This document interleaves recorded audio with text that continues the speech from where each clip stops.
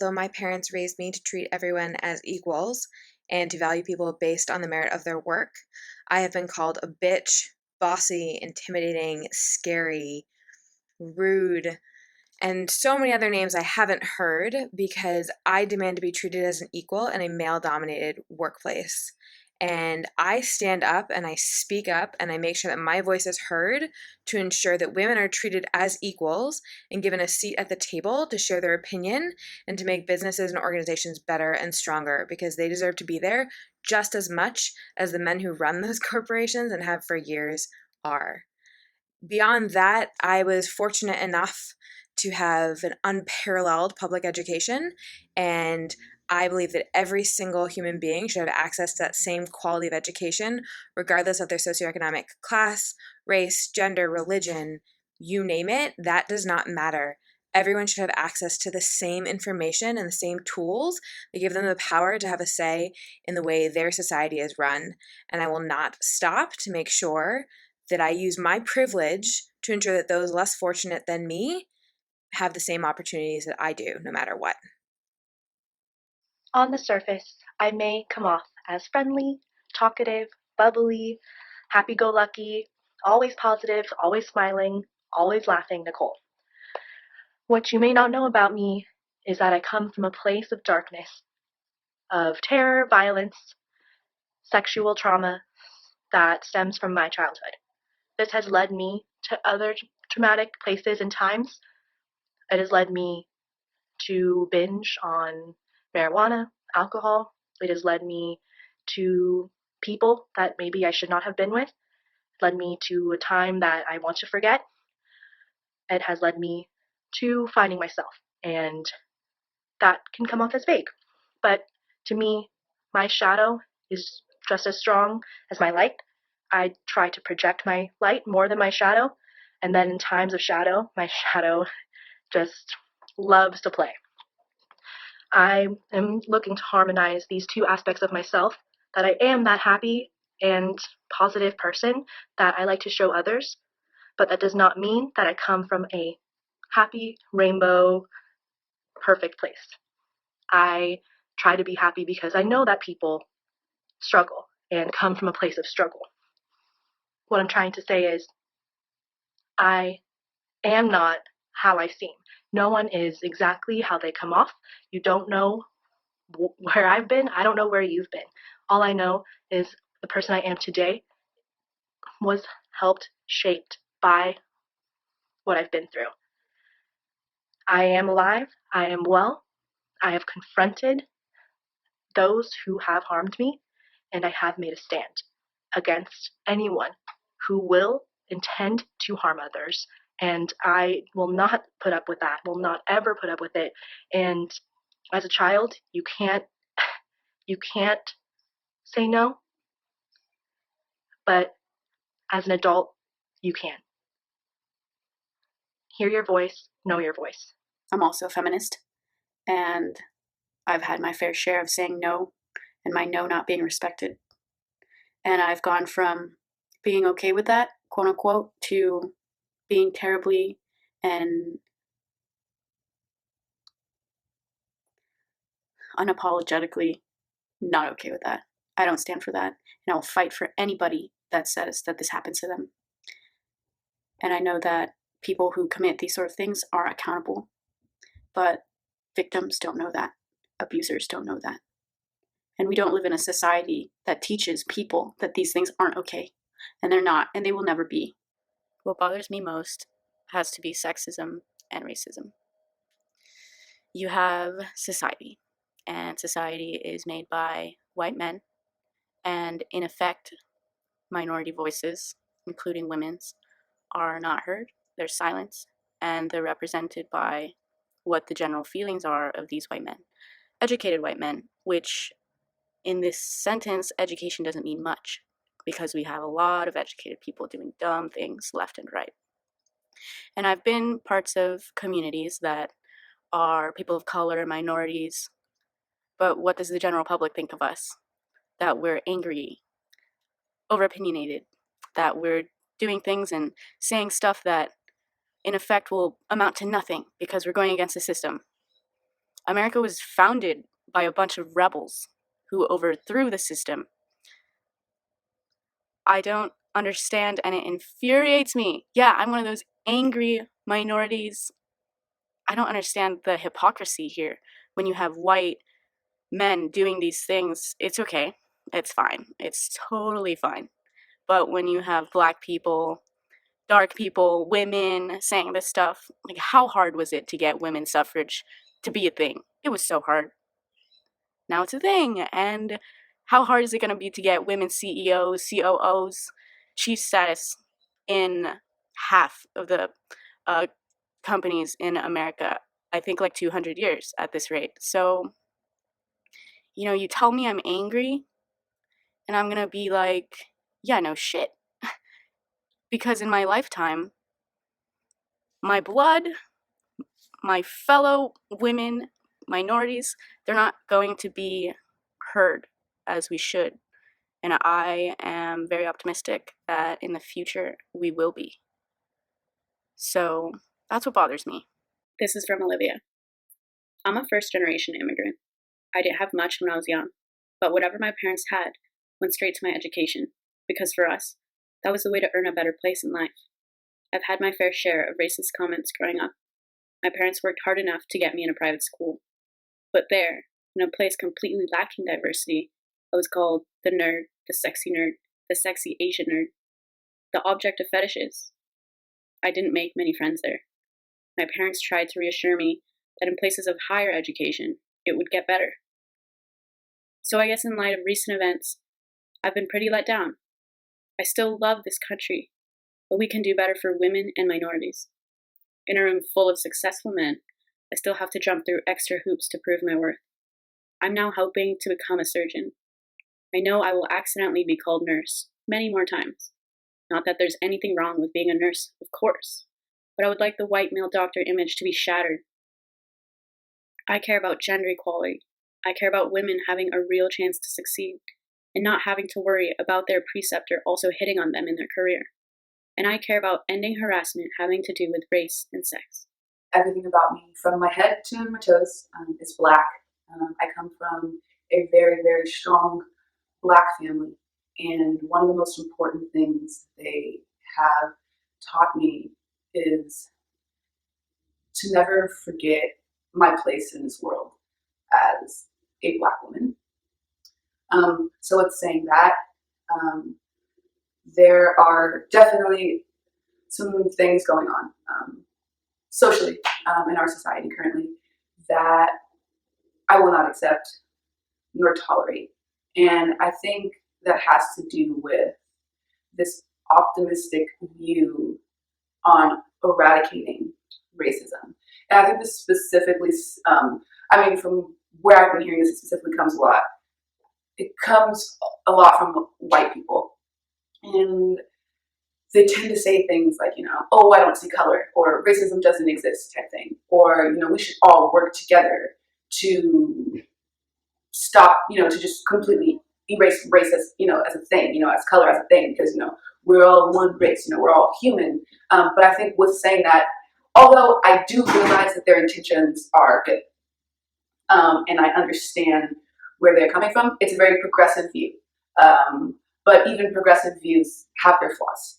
And the flaws of this are the foundations of our society, the foundations of our country was built upon racism. Not only racism, but sexism. And this to me is something that's very imperative and crucial in my life, because I am the lesser. I'm not only just black, but I am a woman. So when people come to me and they say, oh, I don't see color, or forget about, all this racism, let's just forget it, let's just all be one.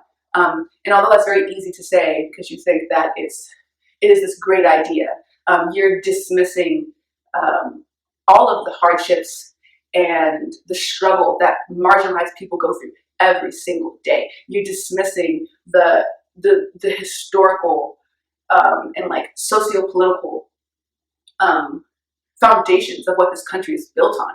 The sidewalks that you walk on every day, that even has to do with the foundations of racism. You know, the buildings that you see just every day, everything. You just can't dismiss it. It's not something that can just simply go away. And as a person of color, it's amazing to me to hear people say stuff like that, and it's hurtful, and I can't stand for it. In order for there to be change, I think that there needs to be awareness. I think there needs to be confrontation with, you know, yourself, and realizing things that you've done and realizing what's wrong, and not forgetting it, but working through it, and making it better, because you can't erase the history. You can't erase stealing a whole group of people's culture away from them. You can't erase putting Black people through, um, you know, building them to be hateful against themselves, you know, not loving themselves, because this Eurocentric view has been pushed on them to be more European, to look more European, to act more European. I think that there's just so much more to say. There's no simple solution to what's been going on, because it's embedded in everything around us. As an immigrant educator, I would like to see resources being available to the students or immigrants and the students of colors, and students that live in impoverished communities. I would like to see resources being available to young women. I would like to see resources being available to the impoverished communities that have historically been looted by laws that discriminate against people of color and people that are not, according to the status quo, able to perform. I would like to see a reformation of laws that seeks to express the needs of these communities and are able to tap into the individual needs of each of these multiple communities. I would like to see a focus on respect and building this respect within multiple communities through the diversification of knowledge, either within schools or the media alike. I would like to see a lot more support from corporations and people in general to Middle Eastern communities that have, since the 9/11 incident, been discriminated against. I would like to see a lot more building up from the ground up of political awareness and theories that seek to express these needs. I am a multicultural young adult, 24 years old, and still in college. Lots been going on in, today's day and age. One of the biggest things I have an issue with is the promotion of hate and the acceptance of it just as a normal part of everyday life. I think that, with the way that certain jokes are said in comedy about gang raping and about killing, and as well as those things in movies, I understand freedom of speech, but exposure to certain ideas definitely has an effect on people, and exposing people to hate ideas is only going to make hate worse. And I just really hope that, with realizing these small things, I can at least recognize the hate and talk about it to people so that they can recognize it as well. Something that I've been dealing with personally and also noticing is a problem with greater society and sort of the root of other problems is a certain sense and acceptance of misinformation that's rooted in miseducation. And I'm referring to historically, socially, politically. We are being told, and we have been told, so many falsehoods. And a lot of people would rather, or are in positions where they can accept those lies as truth because it's easier to stay where you are in a comfortable space of privilege rather than accept what your privilege means to someone else and realize that your existence in that state of privilege is hurting someone else. And so I think one of the biggest problems is just the acceptance of information that is not true. I, like many of you, thought the 2016 election was terrible. There will always be people like Trump in the world, but they should never be candidates for president if there are not lots and lots of alternatives. And I think to get alternatives, we should really consider moving away from this effective two-party system that we have. There should be Greens, there should be socialists, there should be Tea Party, there should be communists, for all I care.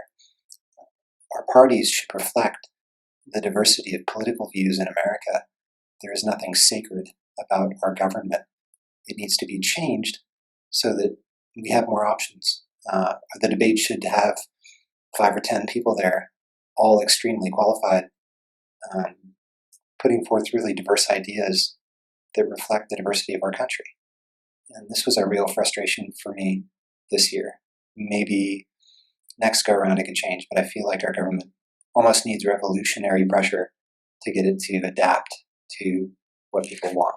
I am going to offer my thoughts on why it is a challenge for men to become friends with women, not to stay friends, but to become friends. And just personally, I think it's a shame that in my experience, it's hard for a guy and gal to just start being pals, having fun, being stupid together, because the woman tends to be afraid that her interest as a friend will be misinterpreted as romantic interest. And I don't blame them at all.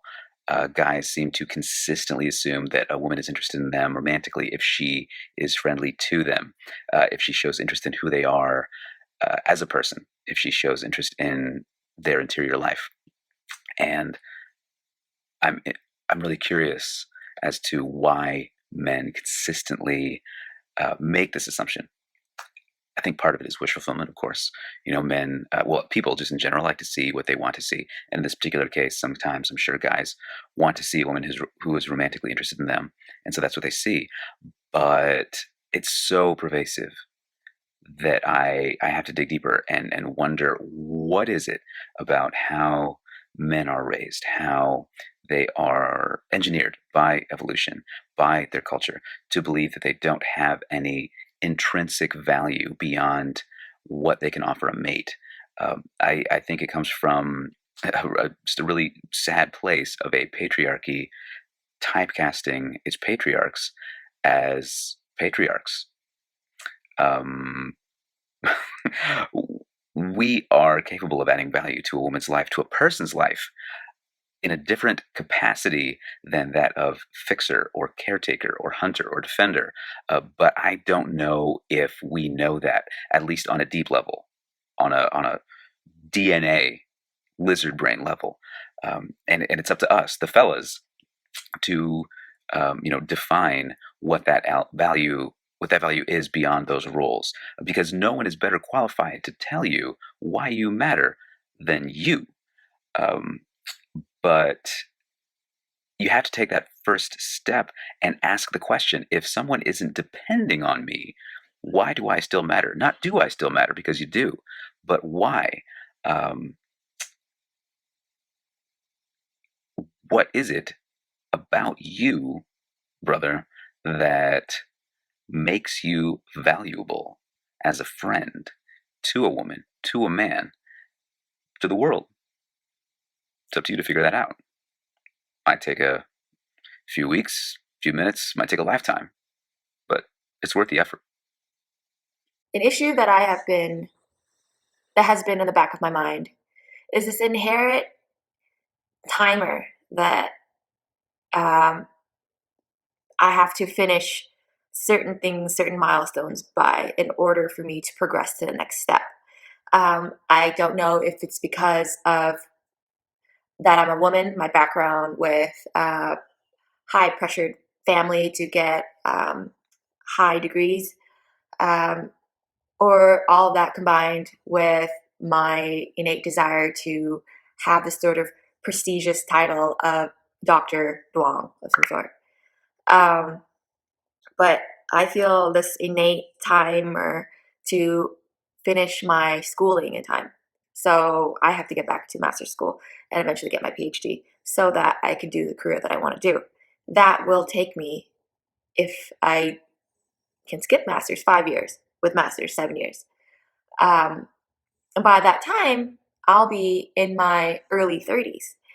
And I would only have maybe a year or two before I need to seriously start thinking about producing kids. And my partner and we've talked it out, we want 2 kids, and we want kids that are not too far apart in age differences. So this notion of this cookie cutter notion of like, having a career, having 2 kids that are similar in age or not too far in the gap, having kids at a time where I'm not too old so that I won't be in my 60s when they hit college. Also, I know that the technology allows me to have kids when I'm in my late 30s, but that social stigma of having kids late, that fear, it makes me future trip. And so I just feel pressured to finish everything on time. But yeah, I finished college late. I'm 26. I'm trying to get back into school. Haven't really established anything. So that's my innate struggle. I know it's not, a big thing. Like my health is fine. I'm not struggling financially. I'm not struggling emotionally. So why can't I be okay with where I am and see it as a journey? I don't know.